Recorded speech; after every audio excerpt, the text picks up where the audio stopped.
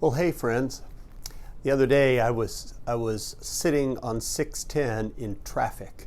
I've really enjoyed not having traffic around, but here we were stopped in traffic and I was running late and I found myself sort of pounding on the steering wheel, just frustrated and just impatient. I want to talk today about patience. The Bible talks about it a lot. Paul writes to the Romans, rejoice in hope, be patient in suffering, persevere in prayer. He tells the Corinthians, love is patient, love is kind. To the Galatians, he writes, let us not become weary in doing good, for at the proper time we will reap a harvest if we do not give up.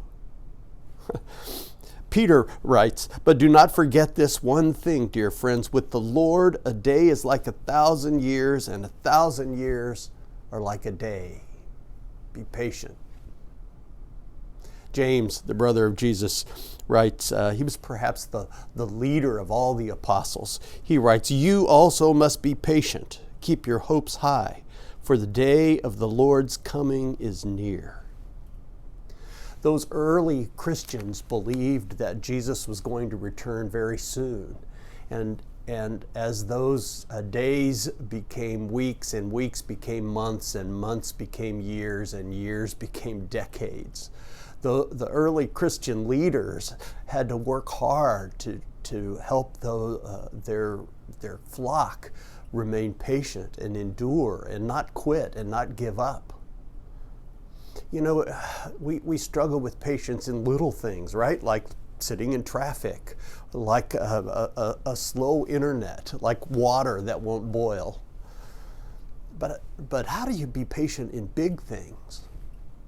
Like, when will the vaccine be universally available, right?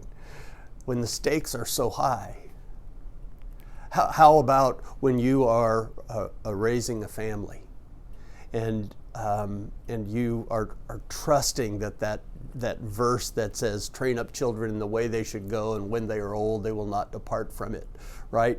You have to believe that you're doing everything you can to have a family of love and discipline, and it doesn't seem to always be working, and you just have to keep believing that and being patient. Or we work so hard for love and justice to prevail, and we sometimes don't see the fruit.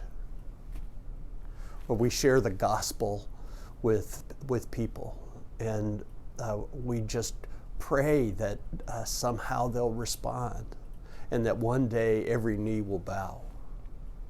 Wow, it's hard to be patient. I wonder if maybe the whole point of it all is to teach us to be patient and trust God. Maybe so. I'll see you St. Luke's. I hope you are at one of our wonderful virtual services.